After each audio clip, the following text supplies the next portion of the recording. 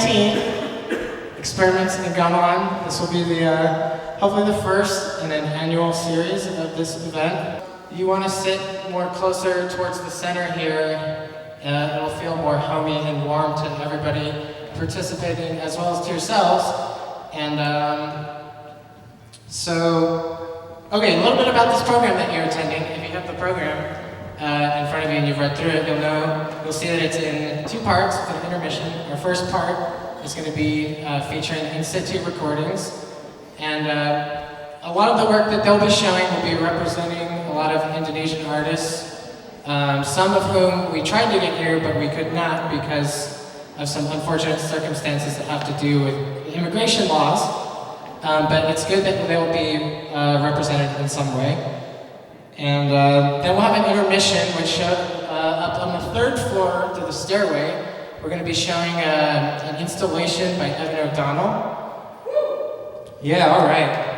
And part two of the program will be the concert, which will involve lots of different artists from all over the country, from different types of backgrounds.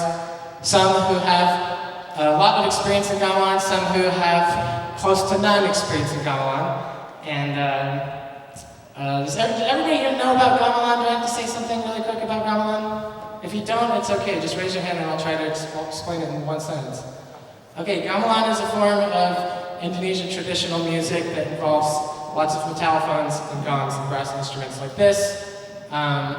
Okay, we did it. We got that out of the way. Very necessary. And then the big thing I want to say is thanks to Epsilon Spires, this lovely venue that we're all sitting inside of now. They've done a lot of work to bring it up to this place, to this point. And particular thanks to Jamie Moore and Bob for helping us out tremendously to make this event happen. And also thanks to you for coming. Spaces like this, in part, rely on supportive audiences like yourselves to make these things kind of happen to continue, and they do rely on your donations from time to time, so if you haven't made an effort to make a donation at the door, there is a place you can do that. That's all I'm going to say. I don't think I'm leaving anything out, and thank you for coming.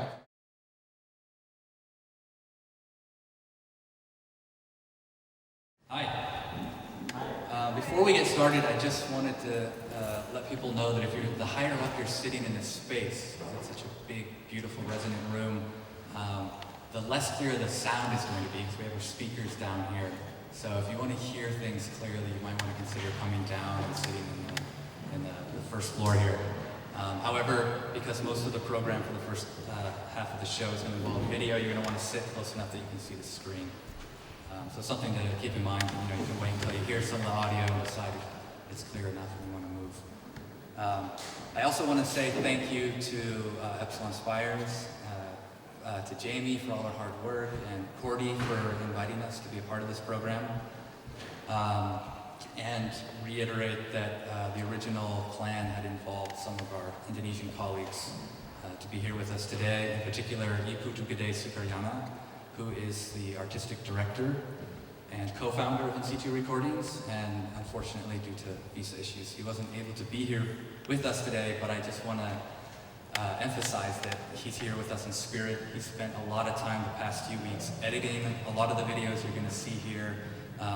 Zach, myself, and Bala spent a long time talking about redesigning the program in light of the fact that he couldn't be here with us as we had originally planned to perform some live music for you, interspersed with live electronics. So, yeah, just wanted to give that shout out to Bala. He will also be included in the presentation briefly. He will deliver a pre-recorded statement. So, I'm glad he's able to represent himself to some degree. That's important to us.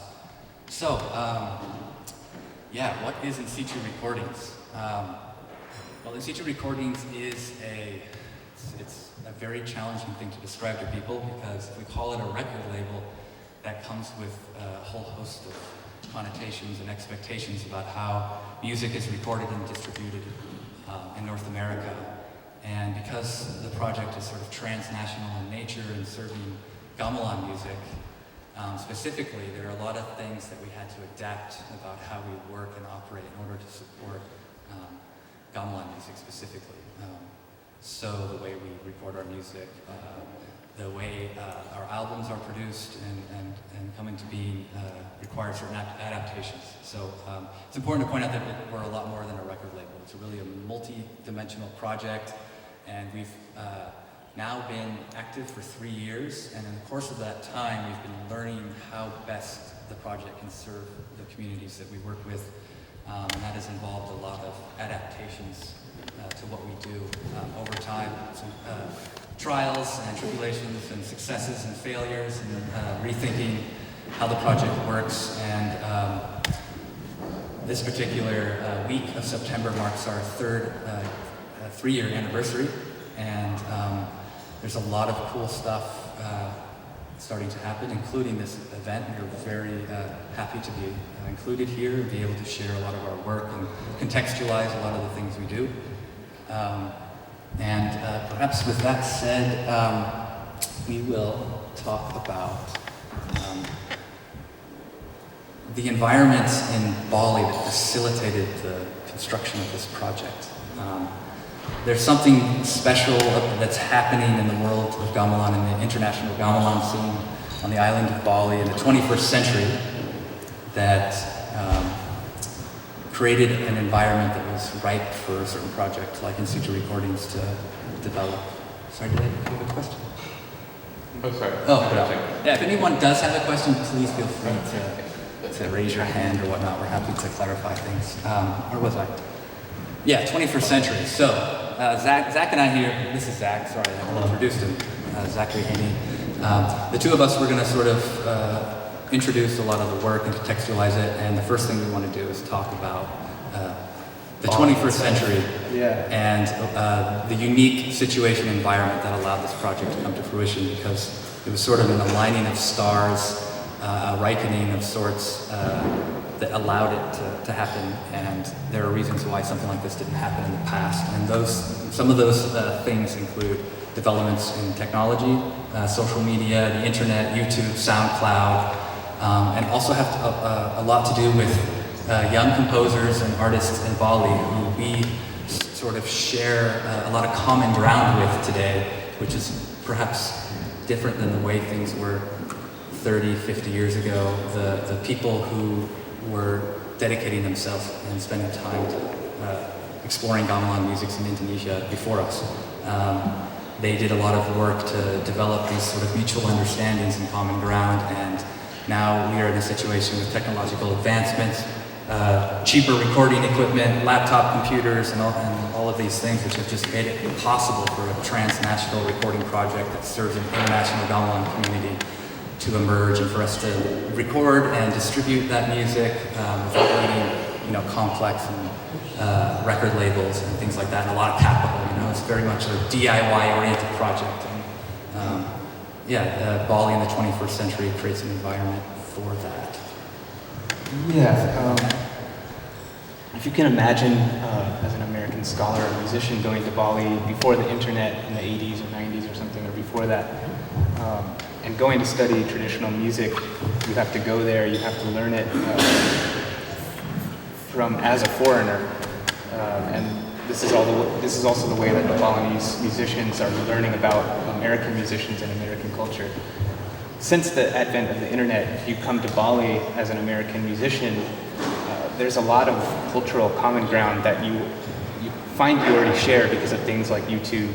They can watch any music in the world just like we can, and they do, and the composers are influenced by it and try to experiment with things and fuse things just like we do here.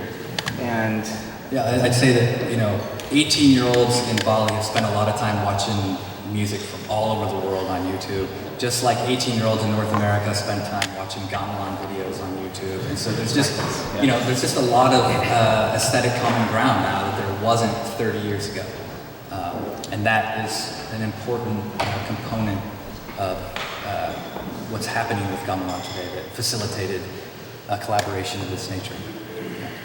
Right, and then also specifically regarding Balot, whose music you'll see and whose face you'll see, his teacher, a composer named Imade Subandi, is a particularly eclectic collaborator. His personality, he's got a very playful personality, he's got a very improvisational style of composing, and he draws collaborators from all over the world, probably more than any other Balinese teacher composer that I can think of. And because of that, his students, who Balot is one of his main students, have come into contact with composers coming to write Balinese music, from Japan, from North America. And because of that, specifically in the case of American composers who have come to Bali, they even sort of get to know our compositional pedigree. So Made Subandi, Balot's teacher, had a very famous collaboration with a scholar named Andy McGraw, who's based in Richmond, who came and did an arrangement of John Cage's prepared piano music for the gamelan there at Subandi's house. Cherakan is the name of his arts organization. And what I found interacting with these young Balinese composers is that we actually have a lot of technical and philosophical and just cultural similarities, just rooted in these interactions that have happened before. People like Jonathan and I came to Bali, or went to Bali to work. And I feel like that's a very important part of what makes this project very natural and fruitful, because there's less translation that we have to end up doing in that regard. Yeah, and so it's in that environment that the project originates, and I might move on now to talk about some of the motivations of the project, which include exposing a lot of the music that's happening in Bali, which results from all of the interactions between various artists in Bali and young Balinese musicians watching YouTube videos of Indian classical music and so forth. So there's a lot of new music coming out in Bali now that is very different than the music that came out in the past. And coupled with these technological innovations has been a reduction of documentation, which might come as a surprise, but one of the major record labels on the island of Bali, Bali Record, recorded its last album in 2006. And that's because there's no longer a market for cassettes and CDs, which they used to sell in Bali. And so nobody was recording this music, but you see it on social media, on Facebook and on YouTube and Instagram, but that's not very high quality documentation. It's suited for short attention spans, and it's usually just short segments. So we were in an environment where there was something very rich happening in Bali, and myself included. When I first was exposed to it, I was quite surprised that nobody was aware of it to some degree. And so one of the motivations for the project was to record this music and get it, make it accessible outside of Bali, to document it as best we could professionally. So that was one of the major motivations. Another one has a lot to do with the two main platforms for creativity in musical arts in Bali, which are associated with either ritual life in the village temple communities or the large festivals and competitions. And those two domains have very strict criteria about what is acceptable in terms of aesthetics. And there isn't a lot of room for experimentation that runs counter to the aesthetics, which are often stipulated within the context of the competitions and festivals. There's strict criteria coming that are this hyper-political, which is coming from Jakarta, which is telling these young composers what is acceptable, how far can they bend the rules and experiment, and so forth. And then within the context of the ritual communities, there's certain aesthetic limits which have to do with how well the music serves the ritual purposes, how much efficacy experimental music would have in a ritual context. And so neither of those domains are really open to really radical experimentation. And so one of our motivations with the project was to create a space where people could do whatever they wanted. And we'll talk about this more in a second, but one of the things that came up in conversations with Balo when we were formulating ideas about what this project should involve was having recording sessions where we would invite, friends of ours to come and record music, and that they could do whatever they wanted. It could be traditional, it could be experimental, it could be a half-baked idea, it could be something well-polished and they've been playing for a long time, but the idea was that they could do whatever they wanted. Another motivation... I was just going to add about the ritual setting and the government-sponsored festival settings.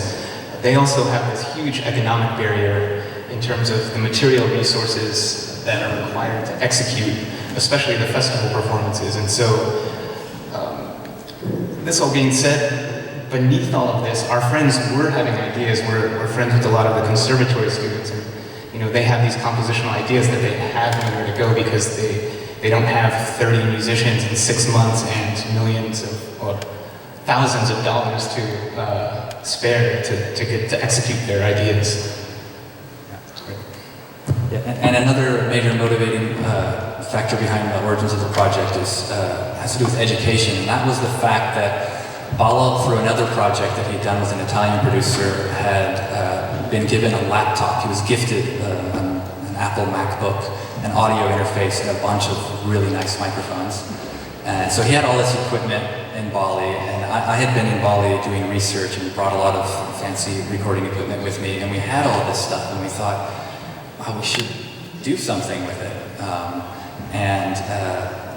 Our idea was to use the recording equipment to achieve the goals we just talked about, but also to up our game in terms of recording quality and share that knowledge with the people who were participating in the project with us. So I myself was involved with a lot of the web design stuff early on. I had never done any web development in my life, and I thought this is a great opportunity to figure it all out. Balo had not done very much, or he'd done no video editing work prior to joining the project, and you'll see that he's learned a lot over the years. And so, we weren't professionals at the beginning, but we wanted to get better, and this was the way for us to learn. And we're still on we're not experts yet. There are also a lot of unique challenges to recording music outdoor in a hot, humid environment where the electricity is unstable, where at any moment it could rain. A number of times we've set up all the recording equipment and then a cloud moves in, it starts to rain, and we have to run. There are a lot of unique challenges, so we've been learning a lot over the years. Yeah, for sure. And yes, you want to talk about the compatibility? Sure. One of the things that's unique about this, and this goes back to how John described the project as kind of a record label, is that this particular format that we're going to describe in just a minute is very compatible with the way that gamelan music is created and rehearsed and performed and even conceived of. If you can imagine, if you're unfamiliar with it, they're not reading notation. They're playing these very intricate, sometimes very long compositions from memory. So there's a lot of physical interaction and muscle kind of intelligence and memory that goes into it. So if you imagine here in the States, you can, as a composer, you can spend 3 months writing a score, and you can finish your composition, and you can give it to a player, and sometimes without even rehearsals, you can perform it and execute it or record it. And gamelan, because it's a memory-based music, it takes a long time, it takes a lot of rehearsal, and oftentimes the composers haven't written a single thing before they come to the first rehearsal. A shockingly large amount of projects happen more and more as time goes on. I think that's a method of creation that a lot of people are more attracted to now, especially within Balo's circle, as you'll see in a second. Right.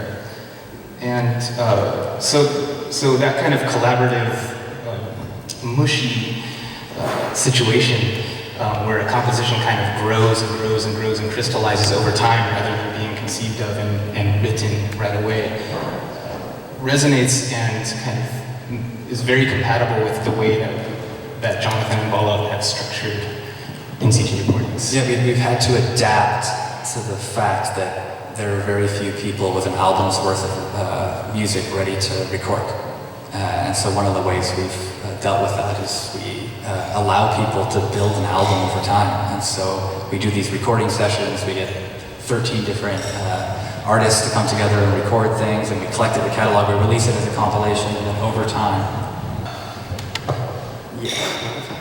Right, so Oh, the album format. So this allows the artist to develop an album over time. They can contribute one recording to one volume, 3 years later another recording composition to another album, and then over time we can compile them into a fully formulated release over time. So yeah, and the main point is that we've had to sort of reinvent the idea of the record label to serve the Gamelan communities. Right? Can we get the next slide, Evan? Yeah, and so real quickly, we know everyone wants to listen to music. We'll get there in a second. Just real quickly, we kind of want to describe sort of the many dimensions of what this project involves. We have 3 imprints, basically: in situ recordings, exploration, and resonance. In situ recordings is sort of the component that involves a lot more of the traditional forms of music. One of the recordings you heard when you walked in was a release that came off that imprint. Exploration is associated with these recording sessions that we were describing, where we invite a lot of different artists to come together, and each artist, each group contributes a single composition to a compilation album.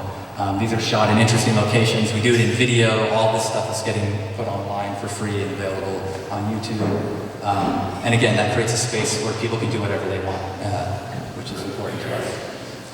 And as I said a moment earlier, it also allows for the development of these ongoing projects and ideas, which we're going to talk about again in a second. We distribute this music on various platforms. We do physical, we do digital. We recently released the vinyl, which we have available at our merch table.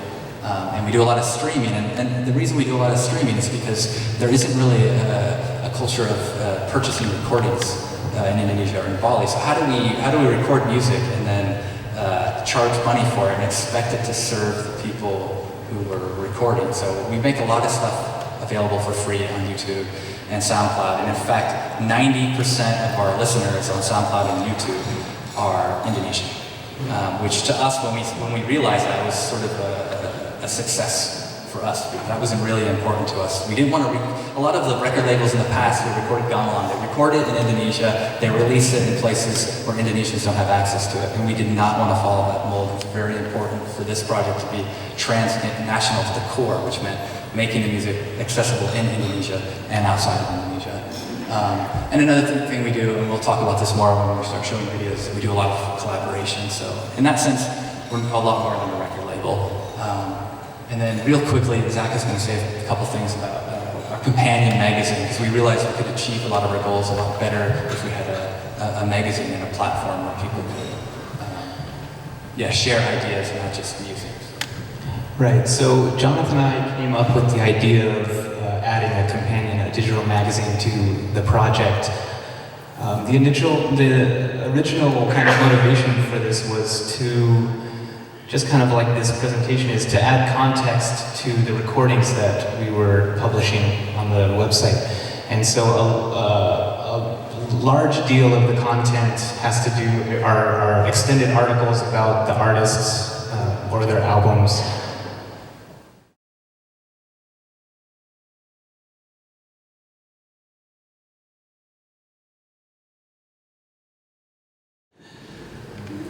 Right, and then also to kind of also provide a space for people who are thinking and writing and engaging with Balinese music. So most of our contributors are, most of them are musicians. They're not really journalists or writers or necessarily even scholars, but they have spent time in Indonesia most of the time, and so it's kind of an intermediate level explanatory kind of platform that we give context and representation to a lot of the artists we work with. Yeah, a lot of our albums don't have extensive liner notes, so this was also a way to shed light on what a lot of the artists are doing, because a lot of them do a lot of other work outside of their work with us.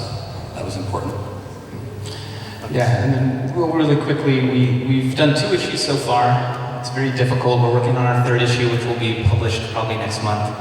And we're trying to arrange it so that each issue has a particular focus, either a specific type of music or a specific type of media. So our first issue, we focused on Gong, which is a very famous 20th century form of gamelan. Second issue, we focused on poetry, because poetry and vocal music are really important to the musical heritage of gamelan, of Bali, and most traditional gamelan forms are composed using vocal meter, or poetic meters, and are adapted to instrumental music. So we thought it was important, despite the fact that we're doing really experimental music, most of our colleagues are writing new music. There is underneath all of that, there is a very strong foundation in poetry, so we thought we'd represent that in the magazine also. So we're kind of trying to give context. We're trying to kind of, contextualize all of this stuff very broadly in the magazine. Okay, so with all that said, we're going to show you some music now. Basically what we plan to do now is share with you 3 projects that we've been working on. One of these, the first one, is an ongoing project by our artistic director, Ala, which is called Anomaly. And we're going to show you a short clip of a composition that he created, which has been a source of inspiration for a lot of young composers in Bali, and there have been a lot of sort of copycats creating this music. And then after that, we're going to share with you some collaborations we've facilitated in noise music with gamelan. And then we're going to play some remixes, which are part of a larger remix project that we've put together.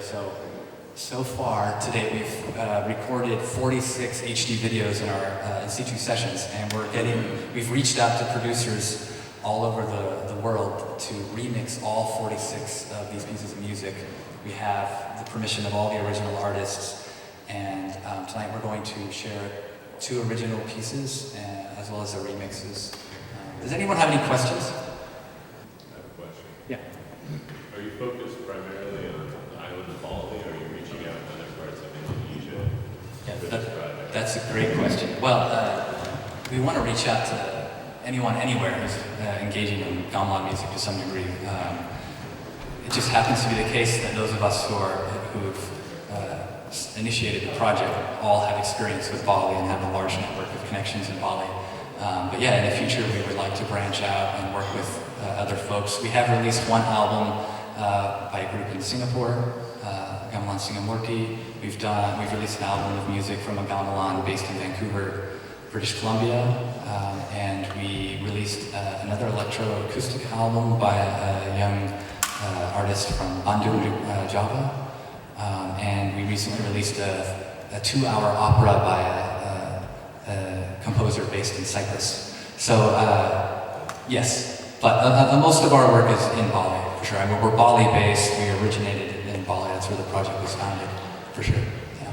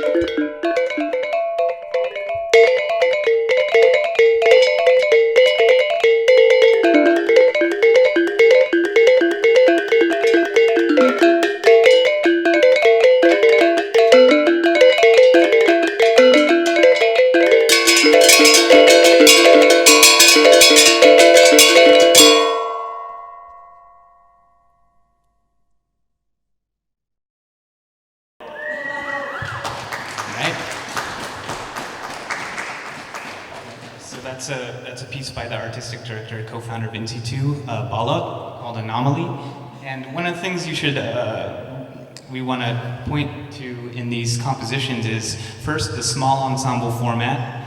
Most gamelan, if you know anything about it, are very large orchestras of percussion instruments. So Balot, one of the things that makes this music so easy to record and execute is the small ensemble format, the modular, kind of portable nature of it. And the other thing we want to point to is the formation of the pots sort of has guided Balot, the composer, in the choreography of the musicians who are playing it. So you notice they're spinning around the instruments, so there's sort of a creative, physical choreography. Yeah, the small gongs you see in the video were taken from an instrument called a rayong, which, like you see here, they're usually arranged in a line like this. And so Balot had the really cool idea to take them off the instrument and then set them up in a circle and get the players to sit around them. And obviously that determines some of the creative process and affected the music. Right, and so one of the consequences of this piece in particular is that it inspired a lot of younger musicians, especially those that are in the same arts organization as Balot, to kind of create these different shapes and different pieces with the rayong instruments, the pentron instruments. Evan, can we get the slides? We've got some photos of all the different configurations that they've experimented with. Okay, so the one you just saw was in a circle, right? And this is the second piece Balot composed, where he arranged the instruments in an X.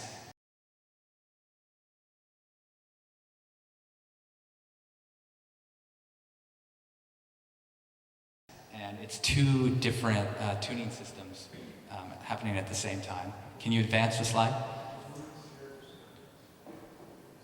There you go. This is a piece by one of Balot's, he's slightly younger than Balot, so I don't know what to call him. He's a junior colleague. Junior colleague, great, yeah. And they're arranged in two lines facing each other.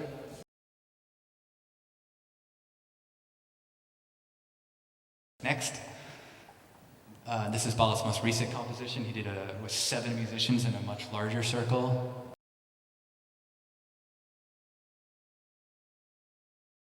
Next, this is a piece by Banda called Traffic Light. Also 3 musicians, but a different arrangement of the small gongs.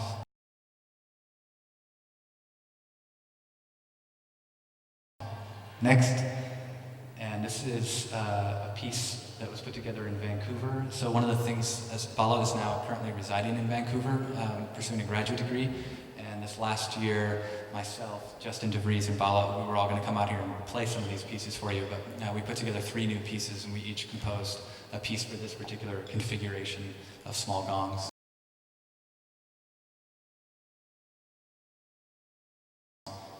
Next.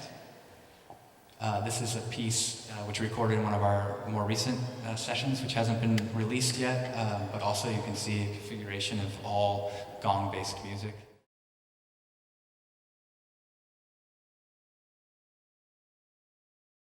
So what we're going to do now is show you 2 excerpts from pieces that are part of this sort of anomaly series, which were not composed by Balot, but were composed by people inspired by Balot's original anomaly piece. So, Evan, if you can cue up, oh, there it is, Traffic Light by Situ Banda.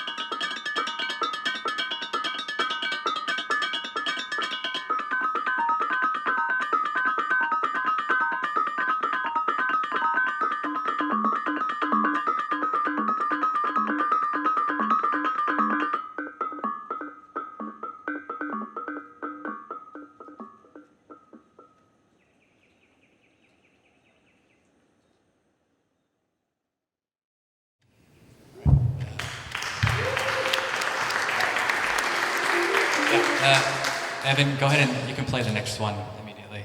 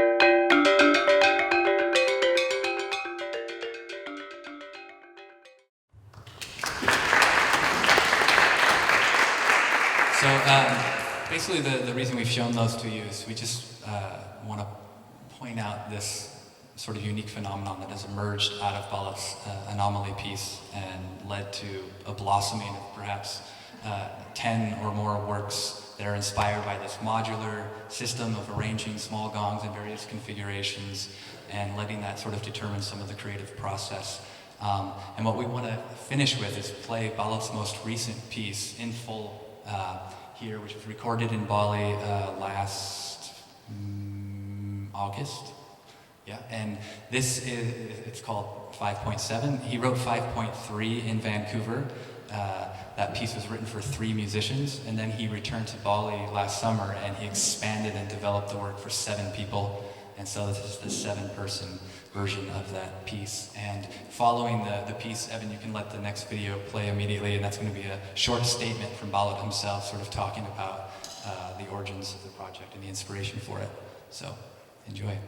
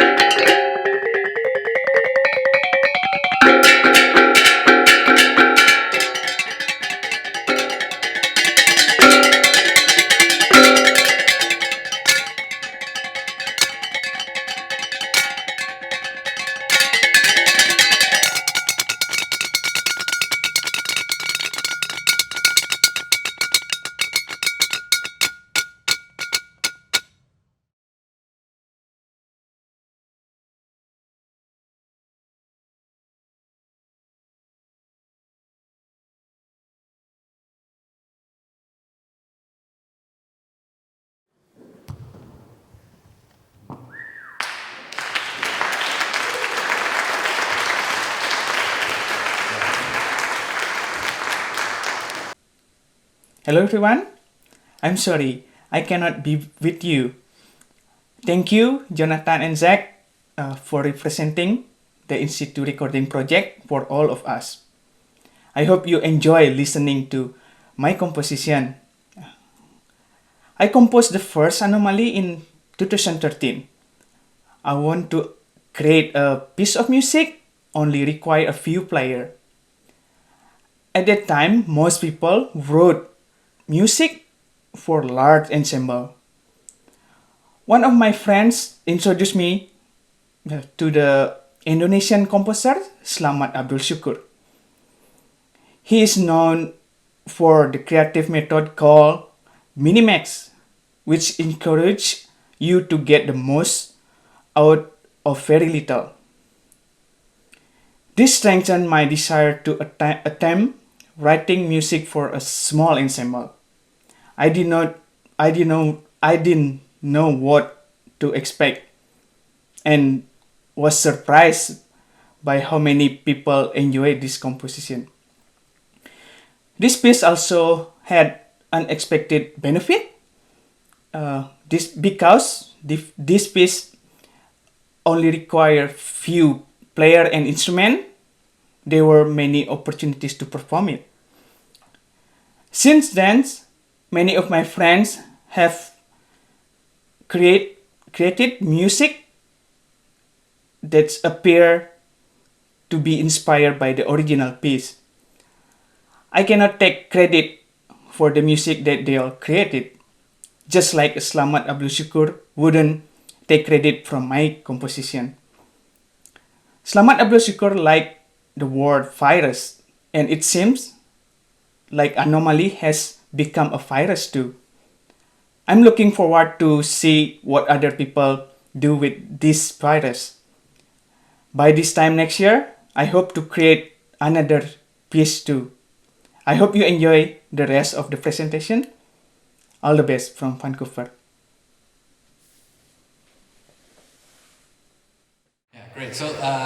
So far you've heard a lot of gamelan music that doesn't have electronics, and you're at an event here, which is experiments with gamelan, which involve electronics. So we're going to sort of segue into various collaborations that we've facilitated recently to encourage people to experiment with electronics and gamelan.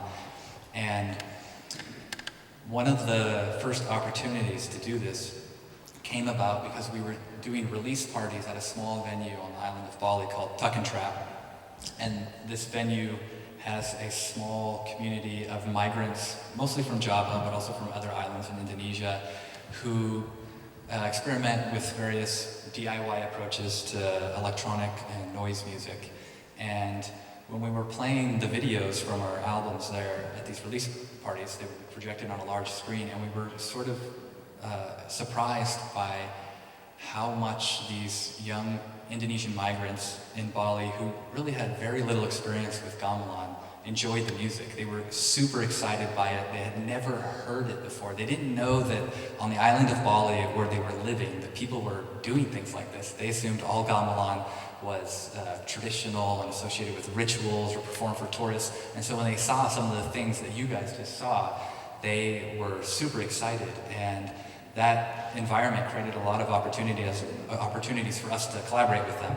And one of the things that we did is we got together with Cordy, in situ recordings, and the owner of this space named Pierre Albion, and we invited a DIY synth maker from Yogyakarta named Lintang Raditya. And we brought him over to Bali for a week, and he did a series of synth making workshops. And then at the end of the week, we took him to a gamelan factory where we had done one of our in situ sessions in the past, and we filmed and recorded an in situ recording of him reacting to the sounds that he was hearing while they were manufacturing gamelan instruments. And so we're going to share an excerpt from this video. This one is available in full online. I encourage you to check it out if you enjoy it. But this is the first piece of music that involves gamelan to some degree, the manufacturing of gamelan instruments and noise or electronic instruments. So go ahead and play that, Evan.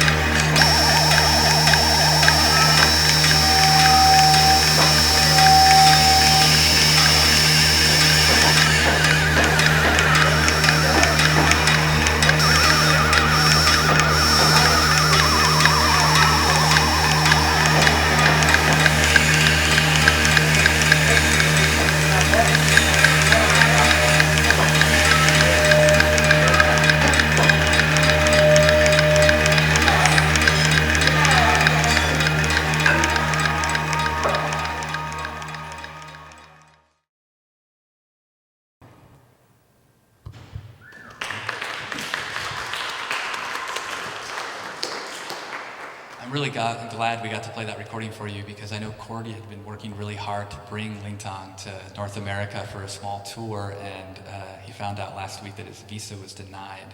So I'm glad you all got to hear at least that much of his work. So the next thing we want to share with you is a piece that involves Cordy here as well. And basically, we put together the second issue of our magazine, which we already said focused on poetry. And when we were doing that, we reached out to Pierre again of this Tuck and Trap space and asked him if he was aware of any young poets in and around that scene who were interested in having their work recorded. And there was one young guy by the name of Yudi Iskandar, who's a performer, a performance artist. And he had this short piece of poetry about the environmental conditions in Indonesia. There's a lot of garbage there, and he felt compelled to write a short piece of poetry expressing his frustration with the environmental conditions there. And we reached out to Cordy, who happened to be back in Bali when we were filming that, and we thought he would be a good match to collaborate with Buyung. And so we spent a whole day in this little banana field recording Buyung performing his poetry and Cordy providing live improvised electronics. So we're going to share that with you.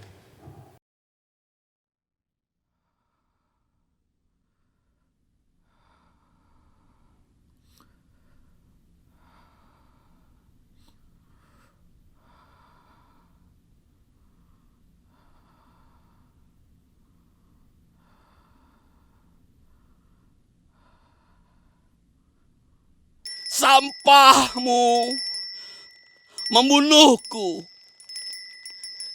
Dimanapun dia ada, perlahan akan membunuh. Bumi yang semakin panas, sampah terus mengganas. Sampah-sampah menyapa, tercecer di sungai-sungai, di pantai, di selokan, gang-gang sempit, di gedung-gedung parlemen, perempatan jalan, di kafe, mall, restoran, di taman, menghantui di setiap hati yang keruh. Aroma kematian semakin mendekati. Sampahmu membunuhku. Hanya binatang yang tidak tahu sampah. Aku mendengar denyut kesadaran. Stop membuang sampah sembarangan. Laju industri, kehancuran bumi, terpatri jadi puisi. Awas, awas, awas sampah.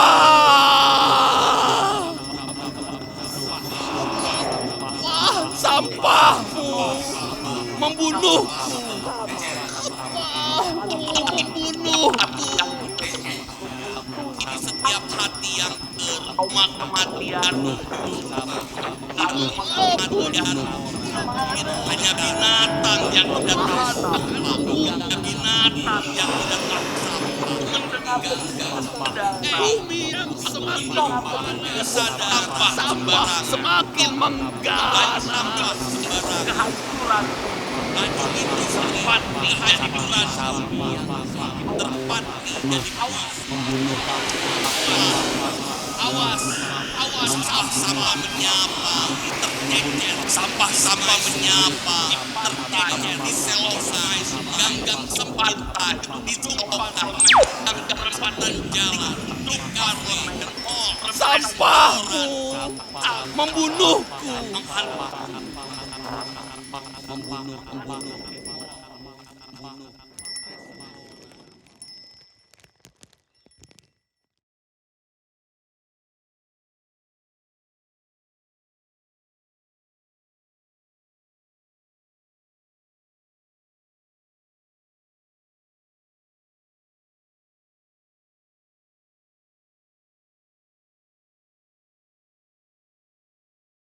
You have a question? Can you tell us what the title means? Oh. The title means your trash is killing me.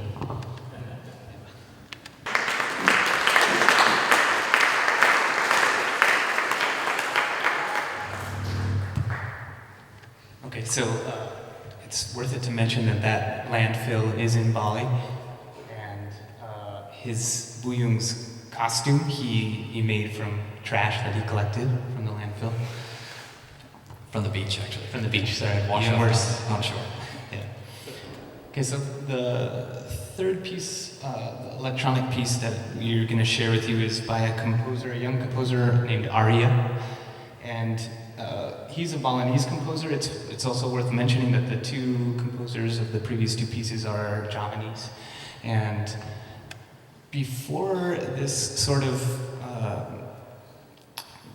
collaborative environment came about between the electronic musicians from Java and who were coming to our release parties and enjoying the videos, there weren't many Balinese musicians doing any sort of electronics like that.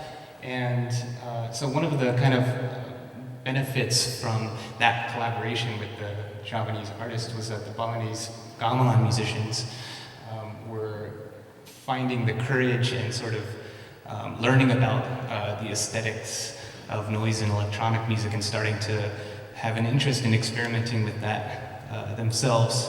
So this is a piece that is, so Arya was a student at the conservatory, the Arts Conservatory. For his final thesis piece, he composed a composition called O, and in that piece, he used contact mics, which he attached to gamelan instruments, bronze keys, and he had the musicians striking the kukul, which are the large wooden log slabs that you see hanging there. They're striking the kukul so that the gamelan instruments would ring, the sympathetic vibrations, and he was manipulating that with electronics, the sound of that. And so when Jonathan recorded and Arya recorded O with INSI2, they also did an improvisation afterwards. And in this improvisation, I guess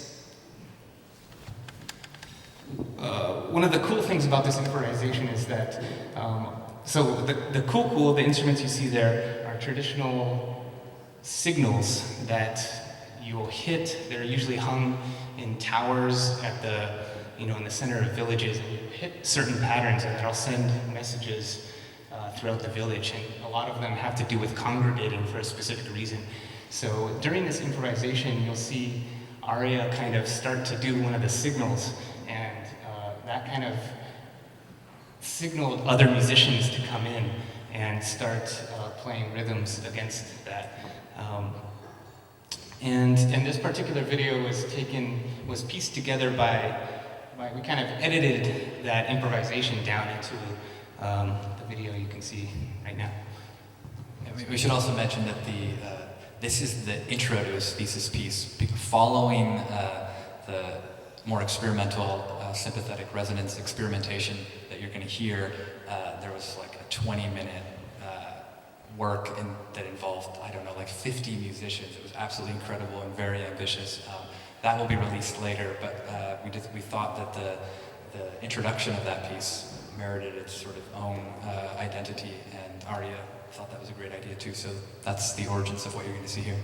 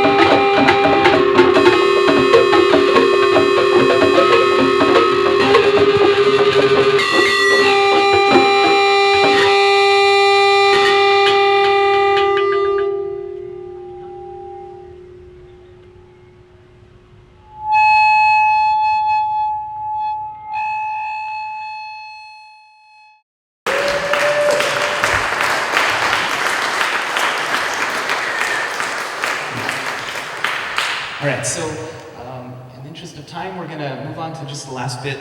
One of the projects we're working on currently is we're calling the Remix Project. And what we're doing is we are commissioning a about 50 electronic musicians from around the world to do remixes of our compilation albums, the tracks on our compilation albums. There's 46 of them actually, I think.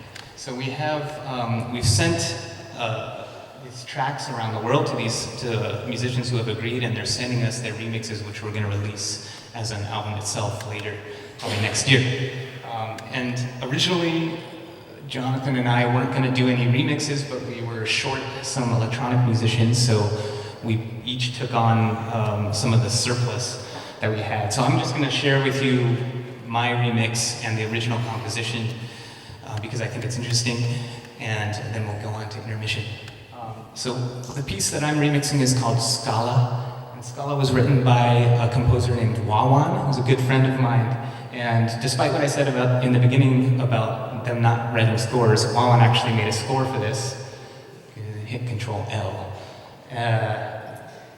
And so this piece is really innovative. It's for 3 musicians, each of which has 2 bamboo tubes in their hands, holding vertically. And each musician is listening to a metronome click track from their cell phones. And the 3 cell phones are set at different tempi. And so that it's creating this polyrhythmic system that they're playing these patterns over. So I think it's interesting as a composer. The first part is 30 BPM, the second one's 50 BPM, third one's 70 BPM. If you do the math, those click tracks are lining up every 6 seconds, so it's kind of creating this architecture.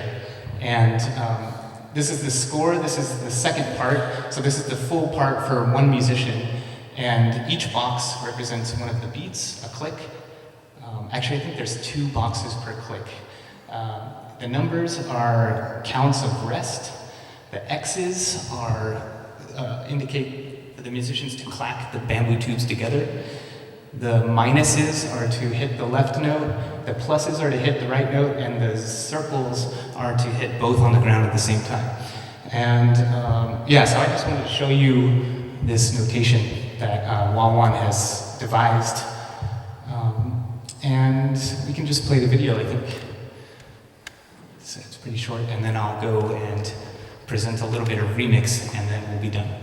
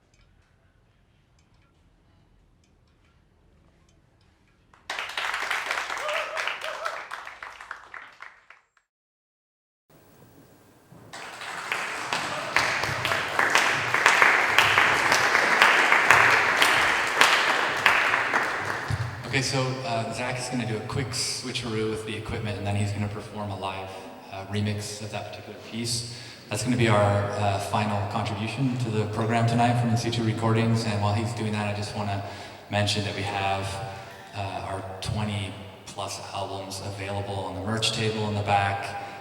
The project is entirely volunteer run, all the work, all the editing, all the recording, the whole project. It's a small team of people working very hard. So feel free to support the project by making a purchase of one of the recordings back there. We have CDs. Those are all data discs because some of our albums run longer than audio CD format, so they're MP3s. And then we have DVDs of the videos, and we have one piece of vinyl available. And with that said, Zach, are you ready?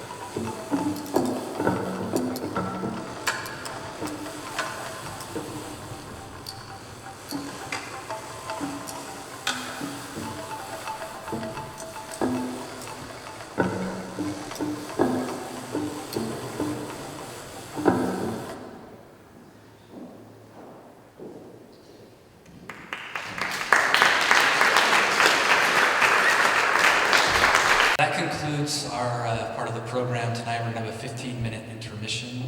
During that time, you might want to go up to the third floor and check out a sound installation that Evan O'Donnell has set up there. I encourage you to go up there and check it out. So thank you very much.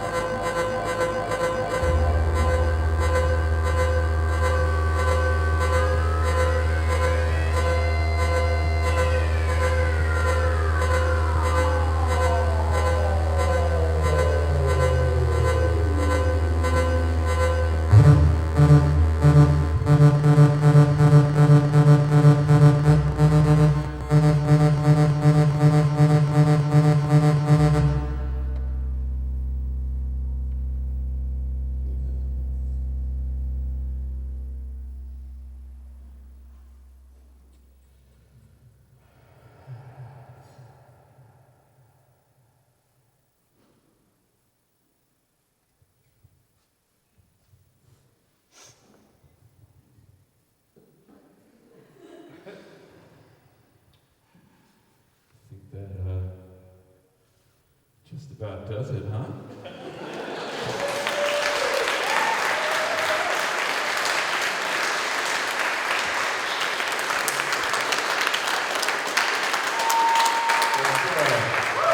Give it up for Corey, Epsilon Spires. I don't even know if this yet works, but Corey and Jamie and Bob for all this amazing stuff. Yeah, check out this recording. I'm front crowd. Thank you.